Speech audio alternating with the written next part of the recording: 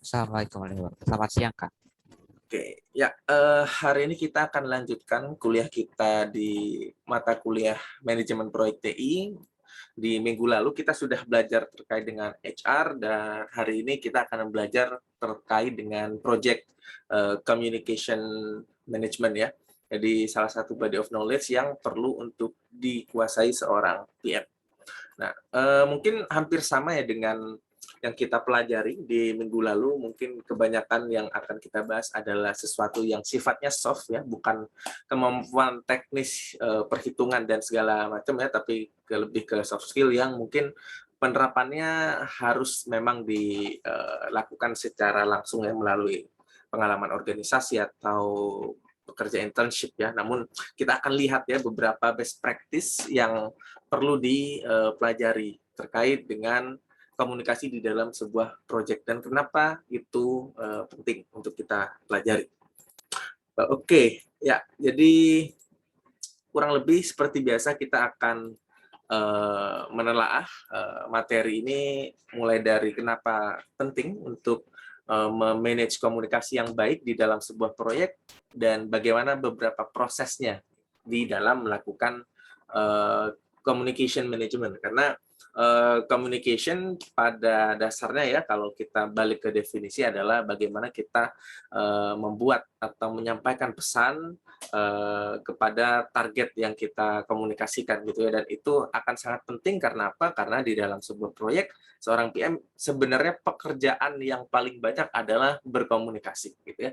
Jadi kalau software engineer hampir keseluruhan pekerjaannya adalah berada di depan IDE atau menulis kode, kalau PM sebaliknya ya. Jadi akan lebih banyak menyentuh komunikasi berhubungan dengan orang gitu ya. Apalagi kalau kita semakin ke level atas gitu ya. Kalau di level awal masih sebagai product analyst, seorang entry level itu masih kebanyakan kita membuat dokumen, membuat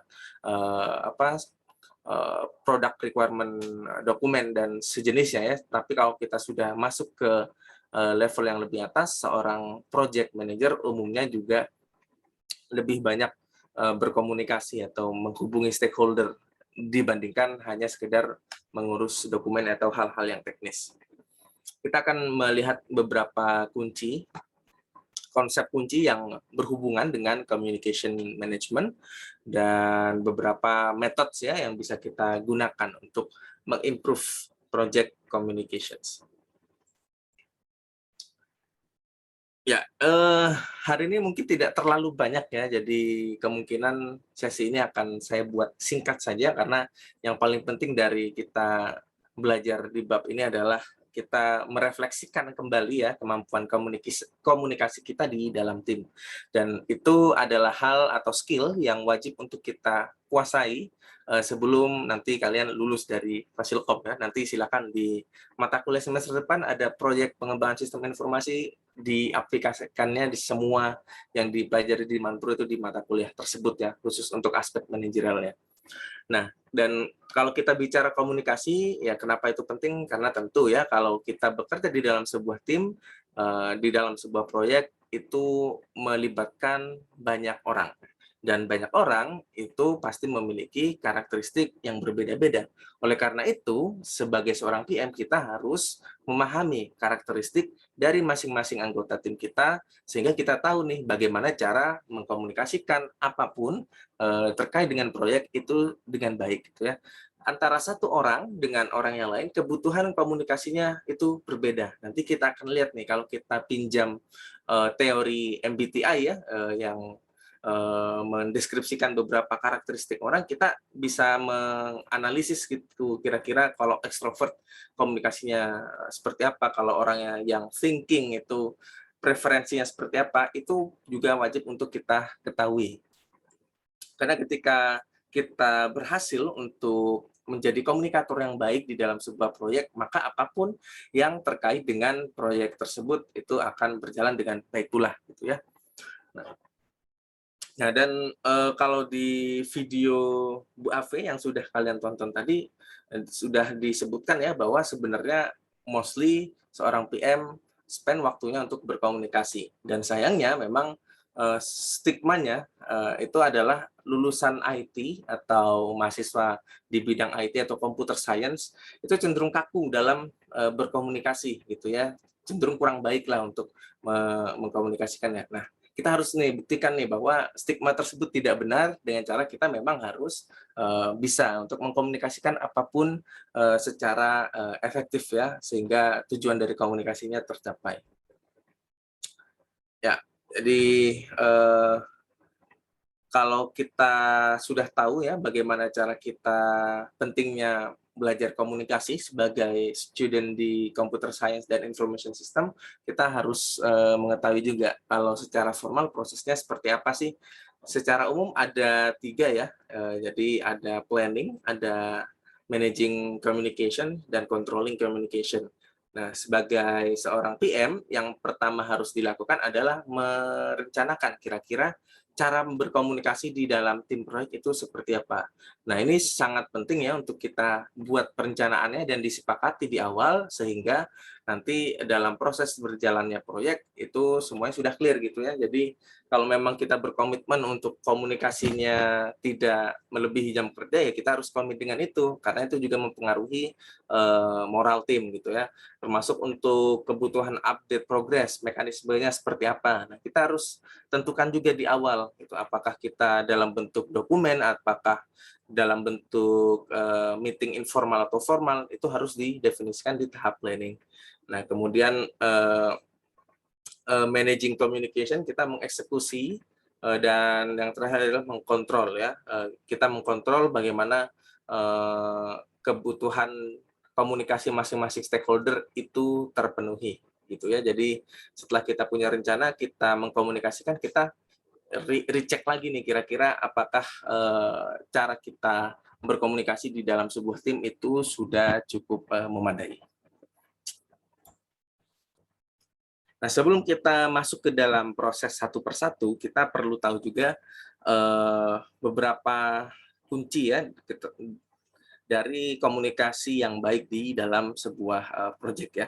Nah, ini yang sudah kita bahas dari tadi bahwa project managers 90%, 80-90% pekerjaannya adalah berkomunikasi. Jadi jangan heran ya kalau misalkan nanti kalian first time jadi seorang entry level PM, associate PM, pekerjaannya adalah meeting mulu gitu ya, kebanyakan meeting ya, karena memang itulah pekerjaan dari seorang PM gitu ya, lebih baik berkomunikasi. Pengerjaan dokumen itu juga ada beberapa kita melakukan planning, namun most of the time pasti berkomunikasi karena ujung-ujungnya apapun yang kita buat, deliverable yang kita buat sebagai PM itu wajib untuk mengkomunikasikan hal tersebut. Nah, selain itu setelah kita sadar nih bahwa kita akan berkomunikasi sepanjang waktu. Nah, oleh karena itu sebagai PM yang ideal kita perlu untuk fokus kira-kira kebutuhan individu dan kebutuhan kelompok dalam komunikasi itu seperti apa. Nah, kebutuhan ini bisa berdasarkan karakteristik individu atau berdasarkan konteks pekerjaan di dalam grup atau tim proyeknya. Akan dan sebisa mungkin kita tidak hanya menggunakan formal communication ya, tidak hanya kita berkomunikasi dengan tim kita itu dalam kondisi formal saja, akan lebih baik jika kita bisa interaktif ya dengan mereka. Dalam artian kita selain di meeting yang resmi, kita juga berkomunikasi, bangun komunikasi dengan baik dengan mereka. Dan kalau ada informasi yang penting terkait apapun ya, mau itu good news maupun bad news, nah kita harus secara efektif menyampaikannya secepat mungkin gitu ya. Walaupun kalau misalkan terkait bad news ya kita harus pakai approach yang mengadopsi sandwich ya, sandwich strategy gitu ya. Jadi tidak kalau di bad news itu kita pertama harus clear, tapi juga bertahap gitu ya menyampaikannya ya. Dan kita harus menganalisis juga kondisi tim kita di saat ada bad news tersebut kira-kira seperti apa dan nanti kita bisa tahu kira-kira approach menyampaikannya seperti apa. Tapi intinya mau itu good news maupun bad news di dalam proyek kita itu harus dikomunikasikan secepat mungkin ya, as soon as possible sehingga ya itu akan menambah moral juga, kalaupun ada bad news kita bisa lebih cepat untuk menindaklanjutinya. Dan kita juga perlu menentukan ya, jumlah channel komunikasi gitu ya. Ya, jadi memang, harus kita pahami ya, jadi kalau misalkan setiap aset terbesar, kalau kita belajar di minggu yang lalu adalah aset terbesar dari sebuah organisasi atau sebuah tim adalah, people-nya gitu ya. Begitu juga dalam konteks komunikasi gitu ya.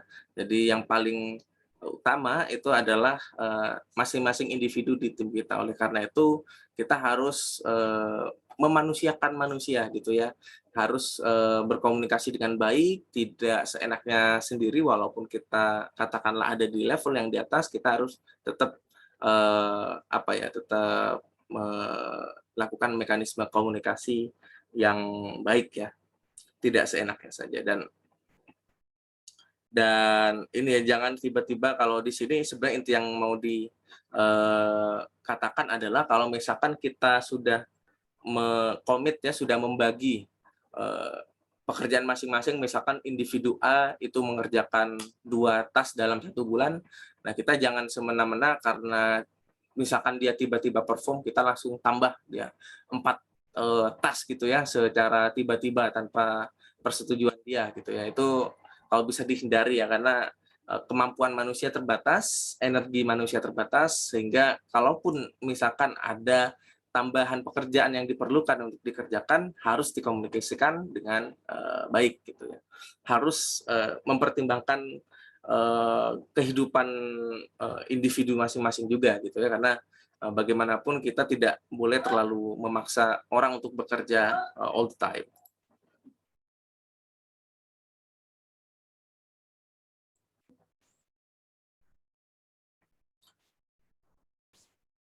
Oke ya, jadi, di dalam sebuah tim project akan lebih, baik sebenarnya dengan face to face, communication gitu ya.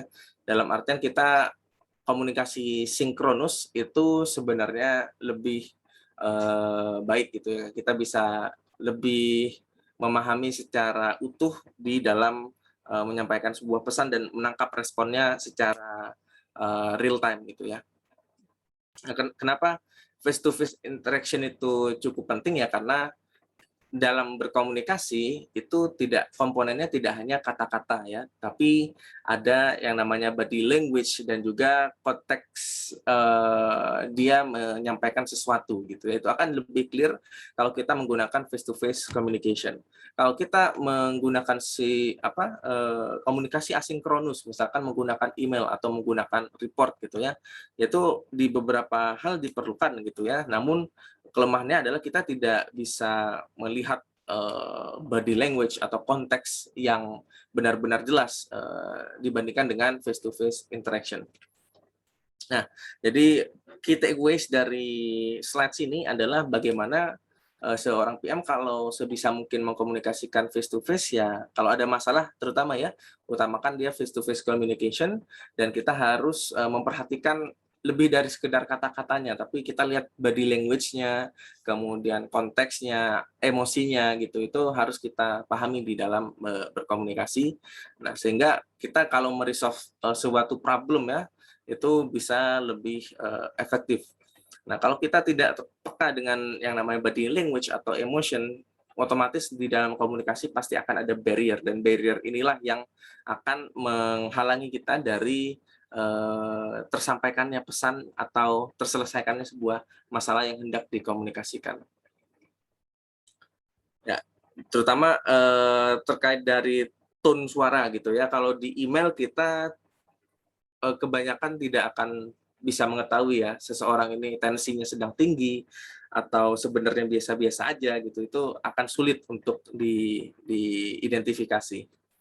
Nah, namun nanti kita juga akan belajar ya bahwa face to face communication itu penting, misalkan kita membuat sebuah meeting itu penting ya, tapi kalau bisa tidak semuanya harus kita meeting-kan gitu ya. Jadi pastikan ketika kita memutuskan untuk melakukan face to face communication menggunakan meeting gitu ya, pastikan di dalam meeting tersebut itu seefektif mungkin gitu ya. ada beberapa pekerjaan yang kita sebenarnya tidak perlu face-to-face communication. Nah, itu barulah kita menggunakan metode komunikasi yang lainnya. Tapi kalau untuk tackling problem, identifikasi problem, nah itu akan lebih baik kita menggunakan face-to-face communication. Ya, seperti yang saya sebutkan tadi, bahwa komunikasi itu perlu memperhatikan karakteristik individu.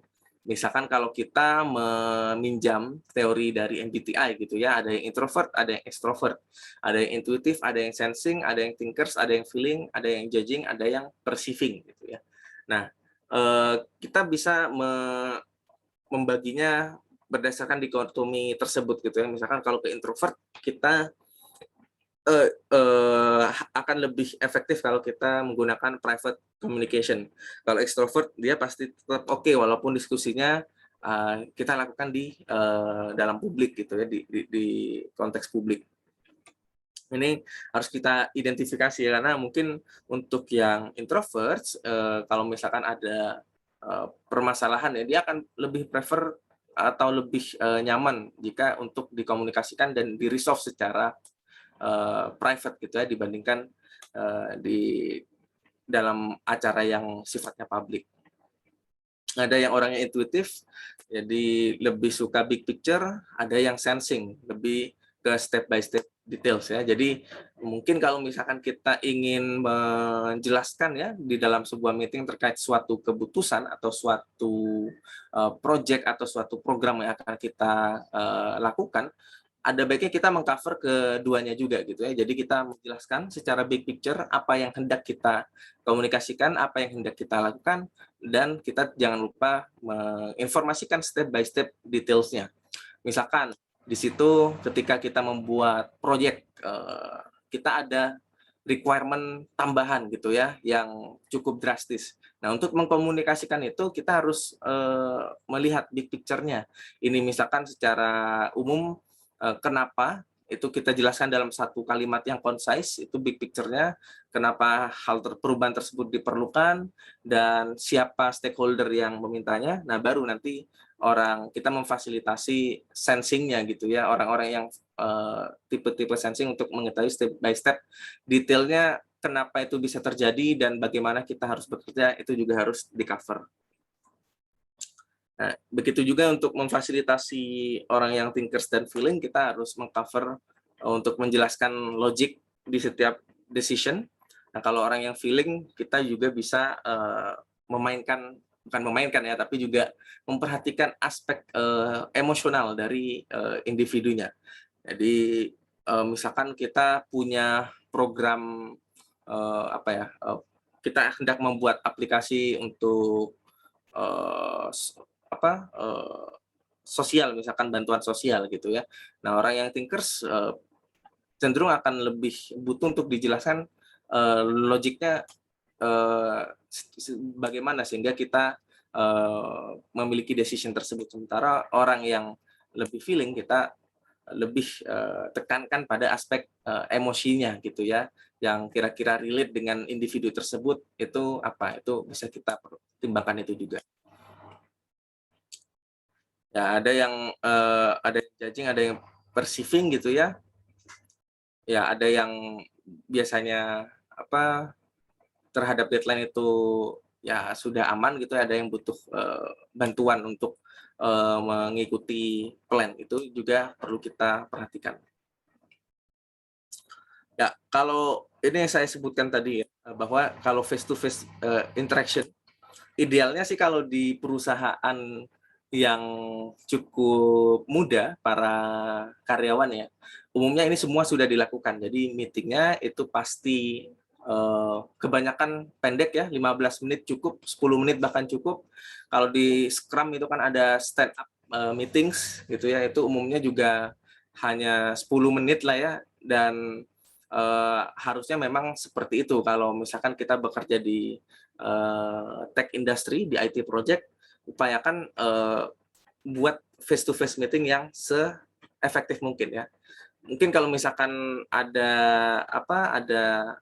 hal yang perlu dipersiapkan sebelum meeting, ya itu harus dipersiapkan dulu, sehingga di meeting, di face to face interaction itu tinggal kita meresolve apa yang belum ke resolve dan next plan-nya itu apa. Nah, mungkin akan cukup sulit ya mengharapkan kondisi ideal meeting yang pendek dan efektif itu di company yang kulturnya masih kurang lincah gitu ya. Masih ada, saya acknowledge juga masih ada ya orang yang beberapa instansi yang kalau meeting harus berjam-jam gitu ya. Yang mana itu juga tidak akan efektif ya karena attention span dari masing-masing individu tuh 15 menitan, tidak lebih dari itu. Kalau lebih dari itu fokusnya pasti hilang ya, termasuk kalian di sini ya. Di sini kenapa dibagi menjadi 2 sesi gitu ya, ada yang sesi prakelas dan sesi kelas ya karena kalau full 2,5 jam itu pasti akan sudah fokusnya pasti hilang, itu sangat manusiawi. Ya, kemudian setelah kita memahami karakteristik individu dan kelompok, kita juga harus menerapkan yang namanya penyampaian informasi secara efektif dan timely manner. Dan ini beberapa best practice-nya, jangan sembunyikan ya, jangan kalau ada informasi krusial, mau dia good news atau bad news, komunikasikan, jangan dipendam. Semakin pesan atau informasi itu dipendam, ketika terakumulasi, ketika ada konflik, itu pasti akan lebih susah solve-nya.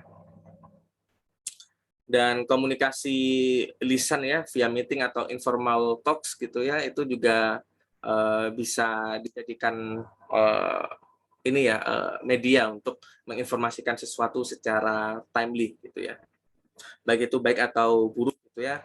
Jadi meeting tidak harus secara formal kita ke dalam sebuah ruangan rapat atau menggunakan Zoom meeting. Kita misalkan sedang break gitu ya, sedang break makan siang misalkan di sebuah company, kalau misalkan ada informasi penting yang harus disampaikan saat itu juga ya, kita coba inilah kondisikan gitu ya.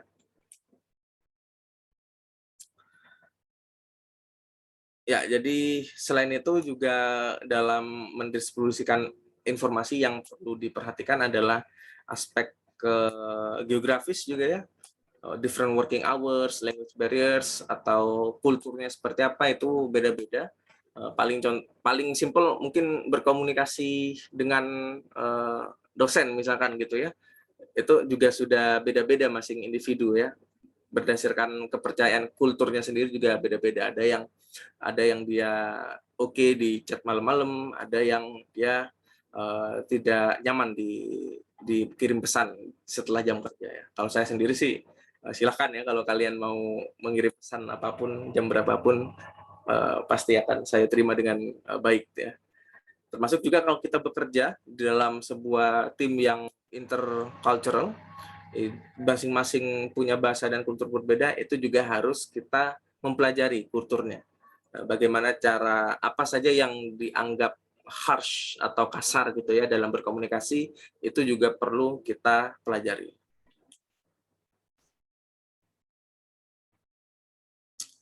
Ya, ini setting the stage ya untuk mengkomunikasikan bad news. Ya, ini harusnya kita bisa menjelaskan dulu ya, jangan langsung stating the bad, tapi kita harus layering dulu gitu ya. Kemudian kita perlu untuk menentukan communication channel-nya berdasarkan jumlah orangnya. Ini ada semacam perhitungan di dalam menentukan jumlah channel komunikasi di dalam sebuah tim. Misalkan timnya ada 10 ya, kita tinggal ganti N ini dengan angka 10 gitu ya. Oke, sampai sejauh ini mungkin ada yang ingin ditanyakan? Ya, saya rasa ini cukup common sense semuanya ya, cukup common sense dan silakan direfleksikan saja terkait implementasinya nanti ketika ya bekerja di organisasi atau bekerja di company. Mungkin ada sebelum saya lanjutkan? Ya, silakan. Mau nanya, Evan. mungkin tidak terlalu berhubung sama materi, cuman masih dalam lingkup komunikasi project manager. Oke, oke, silakan. Menurut kakak selama ini di lapangan di industri itu tuh paling sering itu pakai tools apa ya kak untuk komunikasi? Oke, oke. Thank you, Evan ya. Pertanyaannya. Kalau tuh sebenarnya macam-macam, tergantung kesepakatan. Yang ada yang saya dulu internship ada yang pakai Slack ya, ada yang pakai Discord juga. Kalau yang baru-baru ini ada, pokoknya apapun apapun channelnya biasanya memang itu kesepakatan di masing-masing organisasi. Yang jelas kalau biasanya untuk organisasi atau startup yang cukup fancy, workflow-nya sudah cukup baik, biasanya dia akan mengintegrasikan channel atau aplikasi komunikasi itu dengan aplikasi project manajemennya gitu ya. Jadi misalkan Slack ada plugin ke Jira-nya atau ke mana gitu ya, ke aplikasi PM yang lainnya. Nah, itu biasanya itu sih yang diimplementasikan. Yang paling umum mungkin Slack ya, dan mereka biasanya membagi Slack tersebut menjadi beberapa channel, ada yang channel khusus pekerjaan, ada channel yang khusus hiburan. Nah, itu juga penting ya, praktik seperti itu, karena untuk meningkatkan keakraban, apalagi di setting pekerjaan yang online, itu kita harus membalancekan atau menyeimbangkan antara channel untuk serius dan channel untuk ya hahaha ya, sesama employee. Mungkin itu, Evan, sejauh pengalaman atau pengamatan saya. Oh, berarti di setup di awal dulu ya kak untuk itunya, Ya. untuk Ya, betul. Jadi memang itu biasanya masing-masing company beda ya. Ada yang pakai Slack, ada yang pakai Discord. Bahkan kalau ada yang pakai WA gitu ya. Ya walaupun saya sebenarnya agak ini ya, kalau ada juga yang masih pakai WA gitu ya. Nah, biasanya kalau kita bekerja dengan bapak-bapak yang generasinya di atas kita gitu ya. Saya kan masuknya Gen Z juga gitu ya. Mungkin ada yang Gen X itu mereka prefernya pasti pakai WA gitu ya. Nah, itu masing-masing punya pros dan cons-nya, dan memang paling optimal adalah ketika kita memilih aplikasi komunikasi yang terintegrasi dengan aplikasi PM gitu ya. Jadi misalkan atau bahkan kalau Slack itu kan bisa diintegrasikan ke GitHub gitu ya. Jadi kalau misalkan ada pull request, misalkan ada mau report bugs, itu dia langsung secara timely akan muncul di Slack-nya. Ya walaupun di satu sisi itu secara komunikasi cepat gitu ya, di sisi yang lain orang-orang kalau saya baca di internet ada yang cukup anxious juga ya, cukup gelisah karena notifikasi Slack yang kebanyakan gitu ya. Ya tapi ya itulah realita yang ada di industri sekarang. Ya, ya pakai Teams juga bisa ya, pakai Teams, mau pakai apapun. Nah, kalau bisa ini sih memang diintegrasikan gitu. Ada lagi mungkin yang ingin ditanyakan?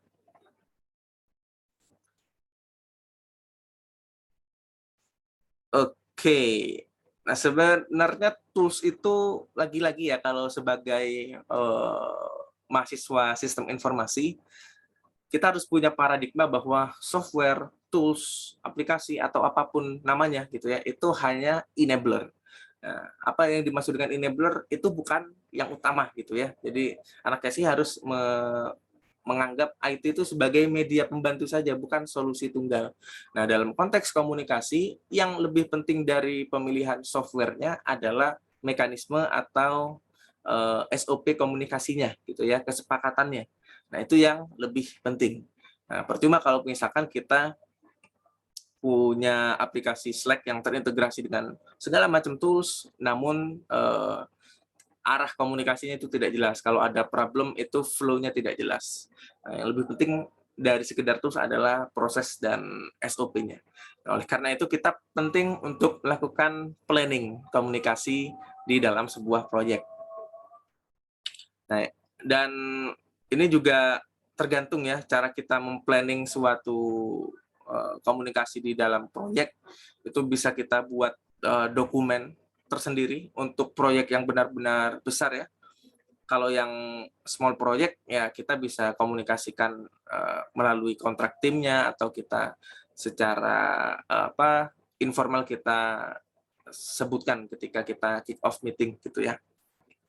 Kita sepakati kalau untuk small project. Tapi kalau large project, karena di dalam large project itu orangnya pasti banyak, komunikasi verbal kadang kurang begitu efektif. Jadi harus ada dokumen resmi yang memang diacu oleh seluruh tim, di mana itu adalah sumber kebenaran SOP yang tunggal gitu ya, sehingga tidak terlalu bingung gitu ya. Nah, itu kalau di large project. Kalau small masih ya sekitar 5-10 orang yang kita secara informal juga sudah cukup sebenarnya. Ya. Nah, kontennya apa saja di dalam communications management plan? Ini mungkin akan sangat relate kalau misalkan kita di proyek yang besar gitu ya. Ya walaupun di proyek yang kecil intinya juga sebenarnya esensinya sama. Kita harus mencatat kira-kira apa saja, siapa saja ini yang perlu untuk dikomunikasikan, apa yang perlu disampaikan, itu harus ditentukan juga ya. Kalau bisa kita planning, misalkan siapa nih yang perlu dikomunikasikan terkait requirement tertentu atau informasi tertentu. Dan setiap stakeholder itu level detailnya, formatnya, kontennya itu pasti beda-beda. Kita tentukan juga. Jadi kalau untuk berkomunikasi dengan bos, dengan CEO, ya kita nggak perlu mengkomunikasikan sequence diagram gitu ya. Kita nggak perlu kelas diagramnya kita paparkan gitu ya.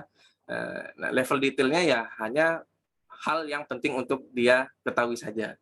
Nah, jadi itu penting untuk project manager menentukan di dalam kita berkomunikasi konten apa saja yang perlu disampaikan gitu ya. Nah, itulah kenapa kita kalau misalkan meeting dengan C-level, umumnya dia hanya beberapa menit saja dalam waktu yang singkat, karena satu, mereka pasti sibuk, yang kedua, mereka tidak butuh hal teknis mendalam terkait suatu proyeknya. Tapi apa hal urgent yang high level yang harus dia ketahui, itu yang kita sampaikan. Nah, termasuk kalau kita lebih mendetail ya, siapa yang akan menerima informasi, siapa yang akan memproduce informasinya. Kita juga bisa mendefinisikan metode atau teknologi untuk menyampaikan informasi. Kita bisa bagi tuh kalau misalkan terkait dengan suatu isu yang urgent, komunikasinya via apa. Kalau misalkan untuk update report, komunikasinya via apa. Itu juga perlu didefinisikan, termasuk juga frekuensinya gitu ya. Sering apa kita harus berkomunikasi. Umumnya kalau kita bekerja di sebuah scrum team yang sudah kita pelajari, komunikasinya cukup sering gitu ya. Jadi hampir tiap hari kita punya daily stand up yang isinya 5-10 menit hanya untuk recap ya apa yang sudah dikerjakan dan apa plannya hari ini dan apa barrier yang perlu untuk disampaikan dan diketahui. Dan kemudian kalau ada isu juga kita harus tentukan flow-nya, kira-kira harus eskalasi kemana.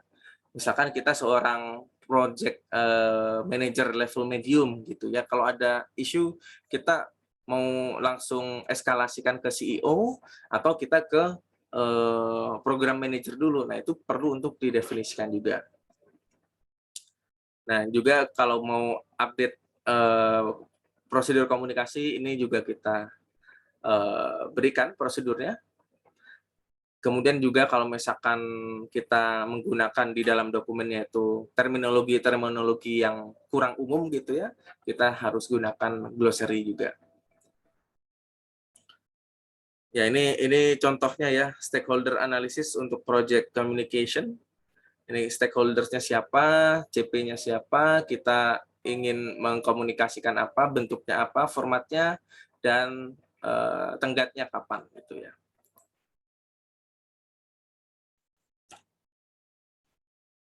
Ya, kita masuk ke bagian yang paling banyak dilakukan ya. Kita melakukan managing communication-nya. Ini adalah part yang paling krusial gitu ya untuk seorang project manager, yang membedakan seorang PM itu baik dan PM itu kurang baik, salah satunya adalah kemampuan dia berkomunikasi. Tidak hanya melulu terkait dengan aspek formal ya, aspek pekerjaan, tapi mencairkan suasana, menjadi seseorang yang helpful di konteks atau maupun luar konteks pekerjaan itu juga menjadi hal yang penting. Nah, dan itu mungkin tidak akan bisa langsung kalian aplikasikan setelah kuliah ini ya, harus dilatih dengan beneran involved di dalam projects, di dalam organisasi. Jadi mungkin pesan saya adalah mungkin out of topic ya, jadi selain kalian mengasah hard skill sebagai computer scientist atau IS expert, kalian juga harus mencoba belajar mengikuti organisasi apapun gitu ya, sesuai dengan minat kalian. Karena tanpa kemampuan atau kesempatan berorganisasi untuk menerapkan teori-teori yang abstrak seperti ini akan sulit gitu ya. Nah, mungkin untuk terkait dengan komunikasi maupun HR, mereka-mereka yang sudah berorganisasi sejak mahasiswa baru itu pasti akan lebih terbayang dan memang menjadi common sense mereka, karena memang ilmu seperti ini baru akan terlatih dengan kita beneran terjun di organisasi. Jadi seperti itu ya. Ya, kita juga komunikasi di dalam sebuah proyek itu dibagi menjadi 3 ya. Ada yang interaktif. Kalau interaktif dia jadi 2 atau orang berinteraksi secara mungkin sinkronus gitu ya, lebih ke komunikasi yang sinkronus. Jadi via meeting, via calls atau video conference. Dan ini biasanya cocoknya untuk memastikan semua orang at the same page, membentuk common understanding. Artinya misalkan kita baru memulai project gitu ya, ya kita wajib untuk memiliki interactive communication agar setiap tim itu pemahaman terhadap pekerjaannya, terhadap lingkup proyeknya itu sudah sama, sudah seragam. Nah, ada yang namanya push communication. Ini ketika kita menyampaikan informasi atau pesan ini tanpa diminta oleh siapapun gitu ya. Kita hanya mendistribusikan info saja. Biasanya kita menggunakan email atau menggunakan broadcast message. Nah, itu contoh dari push communication gitu ya. Ini akan cukup efektif kalau tujuan komunikasinya adalah untuk mendistribusikan informasi. Nah, kalau interaktif mungkin kelemahannya adalah kalau kita ajak meeting mungkin ada kemungkinan ya seseorang itu tidak bisa hadir dalam sesi interaktifnya. Kalau push communication itu umumnya akan lebih efektif kalau kita ingin memastikan semua orang menerima informasinya. Ya, tapi ini hanya menjamin untuk semua terdistribusi ya, tapi tidak menjamin semuanya paham gitu ya. Jadi kalau mau paham tetap kita menggunakan interactive communication. Nah, kalau pull communication ini mungkin kebalikannya gitu ya dari push communication. Jadi informasi atau pesan itu dikirim setelah ada permintaan. Nah, misalkan ada orang yang butuh informasi terkait dokumen tertentu. Nah, itu yang namanya pull communication. Jadi itu ya, jadi tetap sebisa mungkin kita sesuaikan jenis komunikasinya berdasarkan tujuannya. Ya, ini ada beberapa pilihan media gitu ya untuk mencocokkan antara media yang kita pilih dan tujuan dari masing-masing komunikasi gitu ya. Misalkan ingin membuilding konsensus gitu ya, menciptakan pemahaman atau konsensus bersama. Nah, di sini kita lihat ada beberapa media yang dia excellent untuk task ini, ada yang inappropriate, ada yang adequate gitu ya. Ini nanti minta tolong untuk di review kembali ya, karena ini cukup banyak. Ini bisa dijadikan acuan juga sih untuk nanti jika memang berada di suatu tim ya, untuk masing-masing tujuan komunikasi baiknya via apa gitu penyampaiannya. Ya. Jadi kalau misalkan untuk resolving misunderstanding gitu ya. Nah, itu ada yang kira-kira mana yang lebih bagus ya untuk. Nah, komunikasi di dalam sebuah proyek itu juga terkait dengan bagaimana kita melaporkan atau mengkomunikasikan performance. Jadi setelah kita berkomunikasi untuk menentukan apa yang harus kita kerjakan, kita juga perlu mengkomunikasikan apa yang telah kita kerjakan. Nah, ini ada beberapa jenis cara untuk berkomunikasi. Mostly kalau terkait dengan performance lebih efektif dan lebih efisien terkait waktu kalau kita membuatnya dalam sebuah reports yang tertulis biasanya gitu ya. Baru nanti detailnya kita sampaikan di dalam meeting gitu ya. Ada yang status reports yang mendeskripsikan sekarang proyeknya itu ada di titik apa gitu ya. Ada progress report, ini biasanya untuk melaporkan kira-kira apa yang sudah dikerjakan. Jadi perbedaannya kalau status reports sekarang kita ada di titik mana nih. Jadi hanya menginformasikan milestone kita udah di titik mana. Kalau progress reports, jadi kita melaporkan apa yang sudah kita kerjakan, tim kita kerjakan di dalam kurun waktu tertentu gitu ya. Dan forecast ini laporan untuk memproyeksikan kira-kira ke depannya akan seperti apa proyek yang kita kerjakan.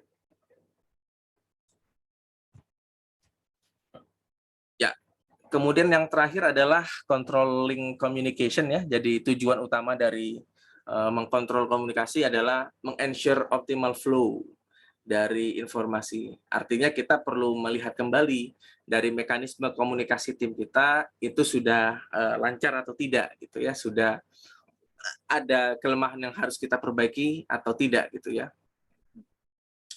Nah, dan untuk mengkontrol komunikasi kita bisa menggunakan sistem reporting, expert judgment, atau bahkan meeting ya untuk merefleksikan gitu ya. Dan kalau misalkan ada perubahan, ada kendala dan kita perlu merubah mekanisme berkomunikasi kita, ya kita perlu untuk mengkomunikasikannya dan mendokumentasikannya juga gitu ya. Dan biasanya untuk melakukan evaluasi komunikasi, kita perlu pihak ketiga ya, fasilitator, untuk bisa lebih objektif melakukan assessment cara kita berkomunikasi. Ya, ini beberapa saran ya untuk meningkatkan project communications di dalam sebuah tim.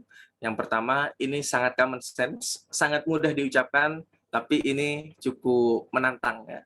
Saya tidak mengatakan ini sulit ya, tapi ini cukup menantang dan perlu banyak latihan untuk meningkatkan communication skills. Yang kedua adalah, ini yang perlu untuk ditanamkan ya, run effective meetings. Artinya dari tadi kita menyinggung face-to-face communication itu perlu, tapi pastikan setiap komunikasi, setiap meeting itu berjalan efektif. Tidak terlalu bertele-tele, durasinya jangan terlalu panjang kalau memang tidak diperlukan, sehingga tim kita itu akan lebih fokus bekerja daripada meeting gitu ya. Itu kan saya harusnya menambahkan meme ya, ada meme yang menyindir bahwa kalau PM itu meeting mulu ya, kerjanya kapan gitu ya. Itu salah satu kritik ya untuk PM yang kurang bisa manage meeting dengan efektif. Kita bisa gunakan teknologi, bisa email, bisa kita gunakan messaging app secara efektif. Dan kalau misalkan kita ingin menentukan harus ada sebuah report, pastikan kita punya template-nya agar tiap orang yang diharuskan membuat report tersebut itu sudah tahu apa yang harus dilaporkan. Biasanya itu akan mempermudah dan akan mempercepat proses pembuatan report. Ya, jadi ini cukup klise ya. Jadi yang harus dilakukan adalah terus dilakukan communication training ya.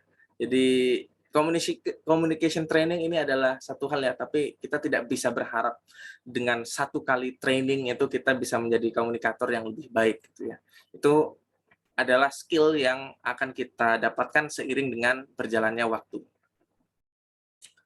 Nah, dan memang harus secara individu ya, kita harus punya kerendahan hati untuk terus belajar gitu ya, dan tidak merasa cepat puas dengan apa yang sudah kita kuasai, dan kita perlu untuk bersikap rendah hati agar umumnya orang yang rendah hati itu akan lebih ini ya, lebih dihargai oleh lingkungan, sehingga komunikasi jika ada yang dibutuhkan itu akan lebih baik.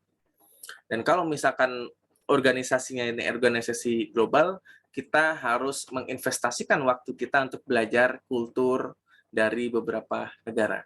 Setidaknya yang paling basic adalah bagaimana atau apa saja cara komunikasi yang ofensif terhadap mereka gitu ya. Itu harus kita pelajari juga. Jangan sampai kita menjadi etnosentris gitu ya. Kalau di PPM ada istilah etnosentris, jadi kita terlalu berpusat pada budaya yang kita anut saja gitu ya. Ya, misalkan suatu kata cara penyampaian di suatu kultur itu baik, belum tentu di kultur yang lain itu baik. Jadi itu perlu untuk dipelajari juga. Ya, jadi sangat penting juga untuk meningkatkan leadership ya, untuk mengimprove communication. Semuanya secara praktis baru akan terlihat dan terpraktikan ketika kalian berorganisasi. Tidak ada cara lain selain terjun langsung ke organisasi atau komunitas atau bahkan company secara praktis. Ya. Kemudian terkait dengan effective meeting, ini ada beberapa indikator ya. Jadi kalau nggak penting-penting amat, nggak usah meeting gitu ya. Kalau cuma untuk hahaha gitu. Waktu di dalam sebuah tim proyek itu sangat berharga. Jadi make sure seorang PM harus menghargai waktu dari dianya sendiri maupun timnya. Sehingga kita perlu set dulu ya, setiap meeting itu agendanya apa, tujuannya apa, dan intended outcome-nya apa. Jangan sampai kita hanya invite orang untuk meeting, tapi tidak ada agendanya, tidak ada outcome yang diharapkan gitu ya. Dan pastikan meeting itu dijalankan untuk mencapai outcome dan purpose-nya. Nah, sehingga nanti kalian bisa memperkirakan gitu, kira-kira berapa waktu yang diperlukan. Nah, dan kalian juga bisa dengan adanya purpose dan outcome ini bisa menentukan siapa yang harus menghadiri meetingnya. Nah, kalau misalkan ada laporan, report yang diperlukan, kita bisa memberikan handouts gitu ya. Ya kalau misalkan kita ada paparan cukup banyak sebelum meeting, mungkin tim yang akan di-invite ke meetingnya harus dikasih duluan gitu ya, agar di dalam meetingnya kita langsung fokus pada masalah dan purpose dari meetingnya. Nah, dan kita harus run meetingnya secara profesional. Kalau 30 menit, ya utamakan 30 menit itu sudah selesai. Jangan sampai kita mulai terlambat, atau yang lebih menyebalkan mungkin selesai terlambat, itu pasti akan mempengaruhi mood yang pertama, yang kedua tentu mempengaruhi produktivitas gitu ya, karena 1 menit telat untuk mengakhiri meeting itu sudah cukup berarti ya untuk kegiatan yang lainnya. Ya. Kemudian mungkin ini ya, ada beberapa rekan saya yang bahkan dia cukup ekstrim gitu ya, misalkan 30 menit meetingnya tidak selesai, ya, dan dia bahkan leave setelah 30 menit itu beneran selesai. Nah, kalau bisa seorang PM jangan sampai membuat meeting yang seperti itu gitu ya, jangan sampai orang harus mengorbankan waktu yang seharusnya digunakan untuk kegiatan lain. Dan yang terakhir, setelah kita membuat semuanya secara profesional, tentu kita harus tetap membuat meeting tersebut ini ya, tetap akrab gitu ya, walaupun jangan terlalu banyak basa-basi juga gitu ya. Nah, sebagian besar meeting yang sampai berjam-jam, terutama kalau saya bekerja di sebuah proyek yang generasi di atas kita gitu ya, yang sudah cukup tua, itu kebanyakan sambutannya, kebanyakan basa-basinya, di mana sebaiknya nanti ketika kalian bekerja dan menjadi seorang leader itu dihindari saja. Nah, kalau misalkan untuk basa-basi, untuk melakukan ice breaking, kita harus spend waktu yang ya, khusus untuk itu ya. Jadi harus kita profesional. Untuk jam kerja ya kita fokus bekerja, jam istirahat ya kita fokus untuk beristirahat dan membangun relationship gitu ya. Ya, kemudian ya ini harusnya ini simple ya, mungkin sudah common untuk Gen Z untuk bagaimana menggunakan email secara teknis ya. Nah, namun di sini yang paling penting adalah pastikan kita mau mengirim pesan apapun melalui tools apapun, pastikan medianya itu sesuai, orangnya juga sesuai, subjeknya sesuai, dan pastikan tidak salah kirim kalau misalkan dia dokumennya cukup sensitif dan hanya dimiliki akses oleh orang-orang tertentu. Ya, kita bisa gunakan collaborative tools, bisa gunakan SharePoint, Google Docs, Wiki, atau Kanban boards. Itu bisa kalian explore sendirilah. Pasti akan lebih banyak dari tools-tools yang disebutkan di sini nantinya. Bahkan kalau di Jira gitu ya, kalau nggak salah itu dia sudah ada semacam office shoot-nya sendiri gitu ya, untuk sehingga ketika kita menggunakan Jira untuk project management, seluruh dokumen, seluruh spreadsheet, bahkan dengan diintegrasikan dengan messaging app seperti Slack, itu semuanya workflow-nya sudah bisa nyambung gitu ya, satu sama lain. Bahkan ada board seperti Scrum board atau Kanban board juga kalau kita pakai Jira. Saya lupa ya, Jira atau namanya, Confluence kalau tidak salah ya. Sebentar saya cek. Sebentar.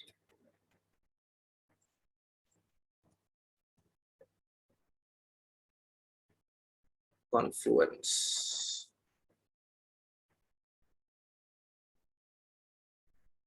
Ya, ini untuk memberikan gambaran saja.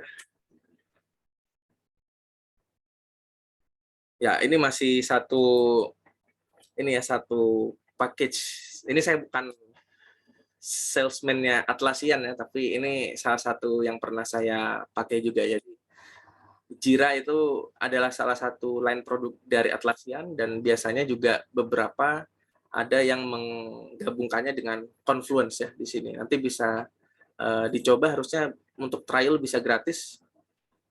Jadi bisa kita select Confluence, diintegrasikan dengan Jira dan Jira Service Management. Nah, ini untuk coba-coba bisa free ya. Mungkin nanti harusnya di beberapa company juga menggunakan ini. Nah, biasanya untuk saya beberapa project ya pernah bekerja sama secara volunteer dulu, sama-sama di awal COVID gitu ya, itu pakai Confluence juga tuh untuk membuat product requirement, kemudian menentukan backlog-nya kalau nggak salah ya, kita memantau epic-nya, itu bisa. Nah, ini juga ada template untuk berbagai macam ya. Jadi kalau kita tadi berbicara soal provide template dong kalau mau ada report, nah di Confluence ini sudah ada.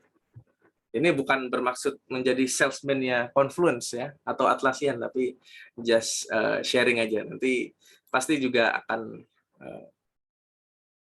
banyak yang bisa ini. Ya, betul ya. Ini harusnya berbayar kalau misalkan orangnya dalam satu company gede kan tidak mungkin hanya 10 orang ya. Jadi, tapi kalau misalkan untuk propensi gitu ya, propensi kan di semester depan itu paling hanya 5 sampai 6 orang. Itu akan sangat nice kalau misalkan kalian juga coba untuk mensimulasikan kehidupan sebagai product team profesional. Jadi bisa gunakan beberapa tools seperti ini jika dibutuhkan. Ya, walaupun pakai Google Docs sebenarnya juga bisa gitu ya. Cuman ya nice to try aja ini software-software semacam ini. Ya, jadi Google Docs masih relevan ya. Wiki ini juga sebenarnya cukup relevan juga. Banyak orang atau banyak tim atau banyak project yang dia membuat wiki dari projectnya untuk memberikan melist informasi terkait dengan project tertentu. Nah, intinya sebenarnya semua harus terdokumentasikan gitu ya. Salah satu bentuk komunikasi selain verbal juga merupakan salah satunya adalah melalui tulisan gitu, dan itu juga penting karena kalau kita verbal saja itu pewarisannya akan cukup susah gitu ya. Tapi kalau kita semuanya tertulis, kalau misalkan kita timnya berganti dan mewarisi proyeknya, itu akan lebih mudah gitu ya. Kita tidak perlu membimbing step by step lagi secara verbal. Ya, ini using templates ini sudah bisa difasilitasi gitu ya. Mulai dari produk ini kalau kita lihat ada PRD ya, kalau tidak salah ya, seingat saya ini PRD. Ya, ini sudah, ya ini bisa kita buat di sini. Ini untuk Scrum PRD ini ya, kita buat backlog, title-nya apa, user story-nya apa. Dan mungkin akan yang menarik kalau kita gunakan software seperti ini, kita bisa langsung assign orang di dalam dokumennya gitu ya, secara intuitif dia misalkan desainernya siapa, yang PIC-nya siapa, itu kita bisa langsung mention di sini ya, seperti kita main Twitter. Ya, ini template untuk sebuah Gantt chart gitu ya. Dan ini template yang lainnya. Ya, dan satu hal yang mungkin saya akui sebenarnya sangat useful, tapi sebagian besar proyek melupakannya, itu adalah pembuatan lesson learned report. Nah, ini juga bagian dari kita memanage knowledge. Jadi kalau nanti kalian mengambil mata kuliah knowledge management akan melihat bahwa lesson learned ini adalah salah satu jenis kita memanage knowledge, yang artinya kita mendokumentasikan kira-kira apa best practice yang bisa diinfokan dari proyek yang sudah dijalankan, sehingga di proyek serupa di masa depan itu kita tinggal reuse. Nah, sayangnya memang lesson learned ini agak cukup merepotkan ya secara praktis. Kenapa merepotkan? Biasanya kan ini baru akan dibuat setelah proyek itu berakhir, dan umumnya ketika proyek sudah menjelang closing ya energinya sudah pasti tidak terlalu banyak ya untuk membuat lesson learned reports.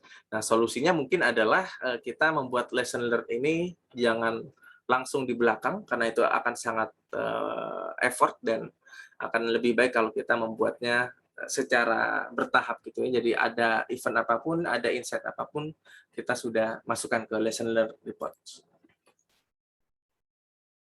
Ini ada project archive, project websites. Intinya dalam sebuah project, komunikasi itu tidak berhenti sampai proyek itu selesai gitu ya. Jadi kita sudah belajar tadi bagaimana kita berkomunikasi mulai dari awal, menyamakan persepsi, kemudian melakukan eksekusi, memberikan report, tapi komunikasi yang tidak kalah penting adalah komunikasi untuk proyek-proyek yang selanjutnya gitu ya. Jadi kita menginvestasikan dokumen-dokumen arsip proyek kita itu agar nanti mudah diakses oleh proyek-proyek sejenis. Nah, umumnya untuk consulting firm yang cukup mature seperti misalkan Deloitte atau McKinsey, mereka adalah contoh yang baik ya bagaimana mereka menyimpan seluruh repositori proyek mereka ya, beberapa tentu yang non-sensitif, sehingga dapat diakses bahkan tidak hanya oleh tim mereka saja, tapi oleh publik gitu ya, untuk bisa belajar dari lesson learned project-project mereka. Ya, software untuk meng-assist project communication ini harusnya sudah cukup familiar ya. Kita bisa gunakan messaging app tentu saja, Slack, Discord, apapun, Telegram, dan menurut saya akan lebih optimal jika di kombinasikan dengan plugin-plugin atau API dari project management software. Ya, oke. Sampai sini ada yang ingin ditanyakan? Sepertinya materi kita sudah habis ya untuk project communication. Oke, apakah ada yang ingin ditanyakan?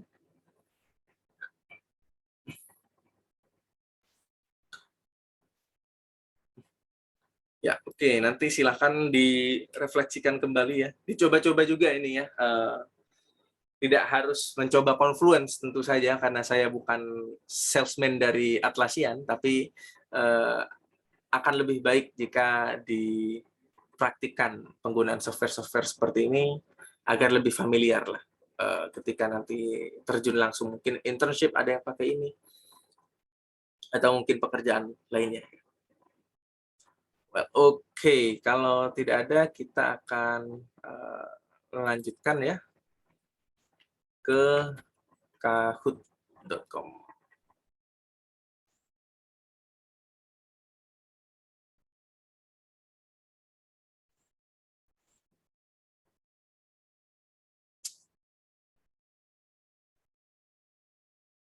Communication. Ya, kita berarti tinggal 2 materi lagi berarti ya. Jadi minggu depan kita akan membahas risk management. Ini bahasanya cukup teknis ya. Kalau HR dan communication mungkin bahasanya cukup soft dan sedikit klise, tapi kalau risk dan procurement ini cukup teknis. Jadi ada beberapa tools analisis yang perlu kita pelajari. Sebentar. Oke.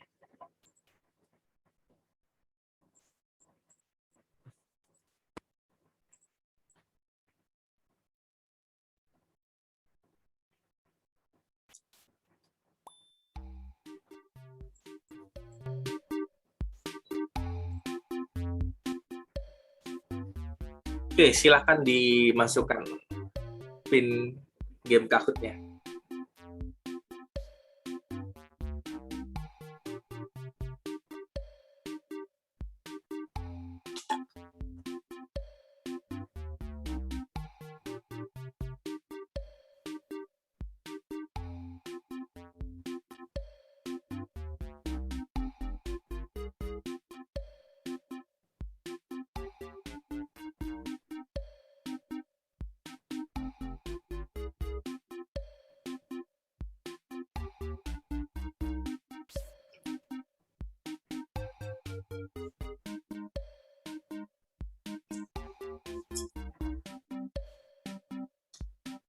Oke, 10 mahasiswa lagi mungkin tetap saya.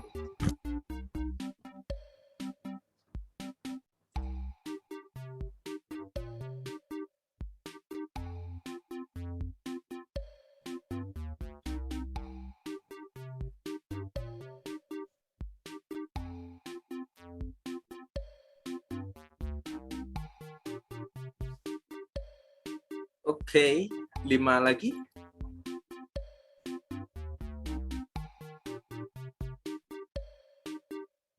Oke, saya tunggu 1 menit lagi mungkin ya. 3:07 kita mulai.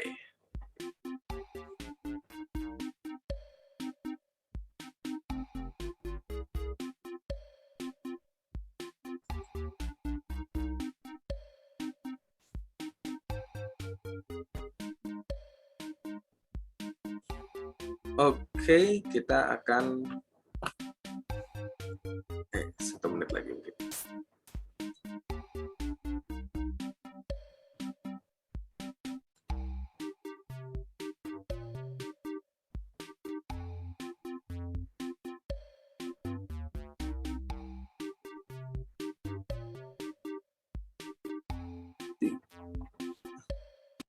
Oke, kita mulai saja.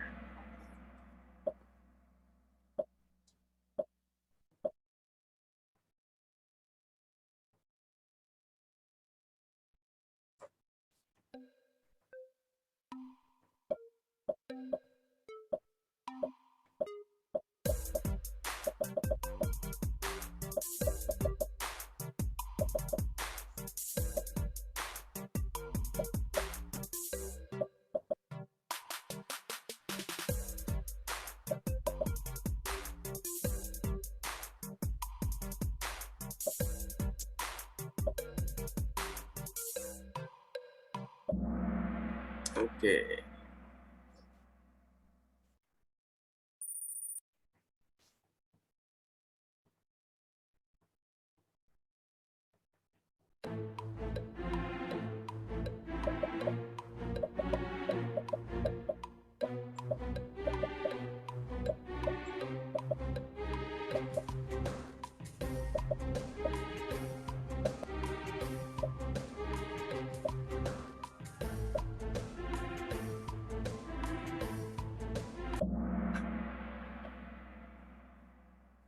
Oke, ya. Overall sudah dapat membedakan ya progress dan status report.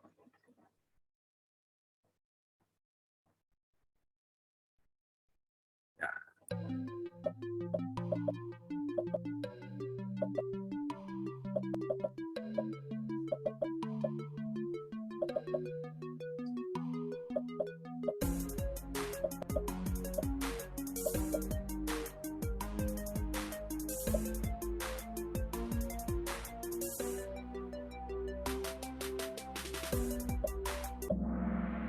Oke, all good.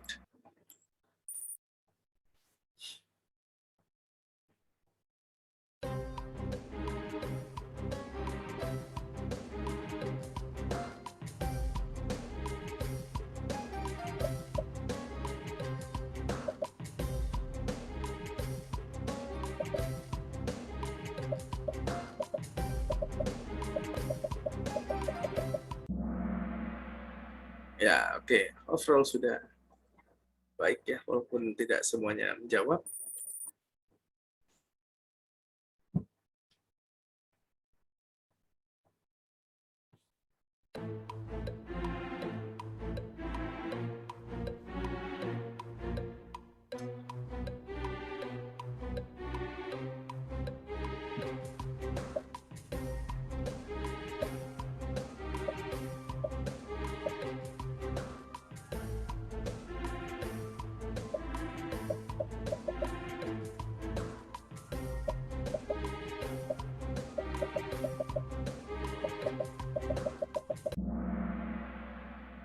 Oke, ya.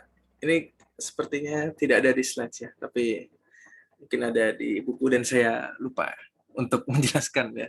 Tapi nggak apa-apa ya, overall sudah cukup baik. Ya, oke, mungkin cukup sekian dulu materi kita hari ini. Semoga apa yang saya sampaikan bermanfaat ya. Silakan tetap dikerjakan, dipersiapkan untuk tugas akhirnya. Kita akan presentasi sekitar 2 atau 3 minggu lagi. Dan tidak terasa kita juga sudah hampir ya mencapai ujung dari mata kuliah ini. Tetap semangat semuanya. Dari saya cukup. Selamat siang. Assalamualaikum warahmatullahi wabarakatuh. Terima kasih, Kak. Terima kasih, Kak. Terima kasih, Kak. Semangat semuanya. Terima kasih, Kak.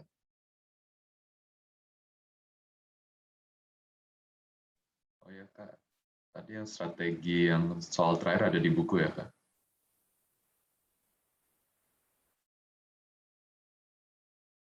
Oke, baik. Makasih, Kak.